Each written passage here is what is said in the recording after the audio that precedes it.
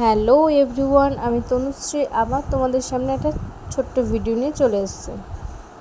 আজকে ডিউটি থেকে আসার সময় আমার বেশ চটপটা চটপটা টাইপের কিছু খেতে ইচ্ছে করছিল। পরে ভাবলাম রাস্তায় তো কিছু খাওয়া যাবে না, বাইরের খাবার আমার খাওয়া বারণ, ডক্টর বারণ করেছে। তাই জন্য ভাবছিলাম বাড়িতে যা পাবো, যা গিয়ে পাবো তাতেই কিছু একটা বানিয়ে নেবো। পরে বাড়ি এসে অনেক খোঁজাখুঁজির পরে ফ্রিজে দেখলাম চিংড়ি মাছ রয়েছে। পরে আমি ভাবছি যে বেশি করে বানালে রাত এখন, আমি যদি বাড়িতে না খাওয়া দাওয়া করি তাহলে মা ধাক্কা দিয়ে বের করে দেবে। বলবে কষ্ট করে রান্না করি আর তুমি হচ্ছে গিয়ে খালি ভুলভাল খাওয়া। তাই জন্য অল্প করে চিংড়ি মাছের ভাবলাম পকোড়া বানাই। এই যে আমি চিংড়ি মাছের মধ্যে গন্ধরাজ লেবু দিয়ে নিলাম, তারপরে জিরে গুঁড়ি, লঙ্কা গুঁড়ি, একটু হলুদ, লবণ, চাল গুঁড়ি সব কিছু দিয়ে ভালো করে মাখিয়ে নেব। সব কিছুকে ভালো করে মাখিয়ে নিয়ে কিছুক্ষণের জন্য আমি রেখে দেব।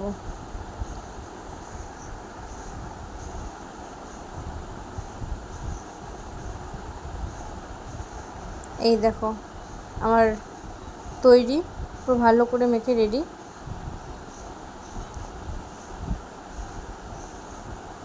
এরপর আমি কড়াই বসিয়ে দেবো, কড়াইটা গরমের জন্য।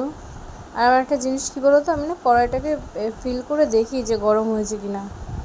এরপরে মা তেল অনুমান করে দিল বেশি। তেল যেহেতু আমার খাওয়া বারণই একদম, তেল জাতীয় খাবার, তাও মা ঠিকঠাক করে অনুমান করে দিয়ে দিল। এবার আমি আস্তে আস্তে একটা একটা করে বড়াগুলো, মানে চিংড়ি মাছের যে পকোড়া বানাবো যেটা রেডি করে রেখেছিলাম, সেগুলো তেলে আস্তে আস্তে অল্প অল্প করে ছেড়ে দিচ্ছি। এই দেখো, এই এখন ডেঞ্জারাস মুহূর্ত। হ্যাঁ, এই যে তেলে দেওয়ার পরে এই যে তেলের মানে একটা বিপরীত আমার দিকে ছিটে ছিটে আসা, এটা খুব মারাত্মক ব্যাপার। তারপর ভাবছি ভিডিও বানাতে বানাতে খালি ভিডিওর দিকেই দেখাচ্ছি, একটু নিজেকেও দেখিয়ে নিই, একটু নিজেও ক্যামেরার সামনে আসি। এই যে আমি মাতব্বরি করে চলে গেলাম পকোড়া রেডি করতে। পকোড়া রেডি করতে করতে আমার হাঁচিও পেয়ে যাবে। এই যে তারপরে ভাবছি যে পকোড়াটা হতে থাকুক, আমি ততক্ষণে স্যালাড যা আছে সব তৈরি করে নিই, রেডি করে নিই।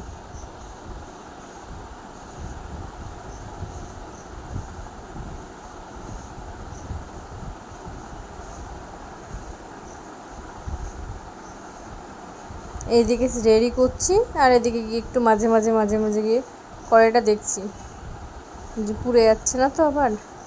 যদিও আমি আঁচটা একদম কম করে নিয়েছিলাম। আর চিংড়ি মাছের পকোড়া কী বলো তো, একদম বা কোনো পকোড়া একটু যদি আঁচ কমিয়ে নিয়ে হালকা আঁচে রেডি করো না, তাহলে খুব সুন্দর মানে কড়মড়ে কড়মড়ে টাইপের আসবে। এই দেখো আমার আস্তে আস্তে পকোড়া রেডি হয়ে যাচ্ছে, রেডি হয়ে গেছে প্রায়। এই যে আমার স্যালাডও রেডি, এই যে পকোড়াও রেডি। পকোড়াগুলো তুলে নেবো। এই দেখো খুন্তি দিয়ে আমার হাতে উঠেই না পকোড়া। আচ্ছা তোর থালায় আমি যাবোই না, তোর প্লেটে আমি যাবোই না, যা ইচ্ছে তুই করে নে। এই যে রেডি, টান টানা। এবার এটাকে আমি মায়ের কাছে নিয়ে যাবো, মাকে রাখি, ও মা নিয়ে এসছি। মা প্রথমে ভাবছিল কী না কী বানিয়েছে, দৌড় উঠবো না বলে বলে বলে বলে এই যে নড়ে চড়ে উঠলো। এবার আমাকেও বলছে তুই বস, তুইও বস। আমিও ধপ্পাস করে বসে পড়লাম। এবার দেখি মায়ের রিয়াকশন কেমন থাকে খেয়ে নিয়ে। এই আরে বাস, সেই জিনিস বানাইছিস তো, কিছু পারি কি না পারি, আমি পকোড়া চকোড়া বেশ ভালো বানাতে পারি। পকোড়া, তারপরে যদি পেয়ারা মাখা, এই সমস্ত জিনিস খুব ভালো আমি বানাতে পারি। দেখো খাওয়া, দেখো কি খাওয়া দিয়েছি। আরে বাস, আর একটা খেয়ে দেখি কেমন লাগে। আরে বাস, আমার নাচ শুরু হয়ে যাবে খেয়ে নিয়ে।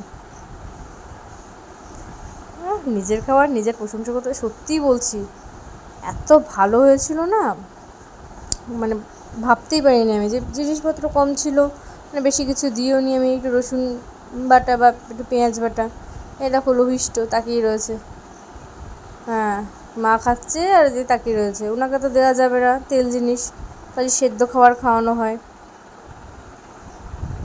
কী করা যাবে, ও এই তেল জাতীয় খাবার এগুলো খায় না, আমরা দিও না, কিন্তু শশাটাকে আমি একটু দেওয়া যায়, কেননা শশা আম এগুলো খুব ভালো খায়। দেখো খাওয়া, দেখো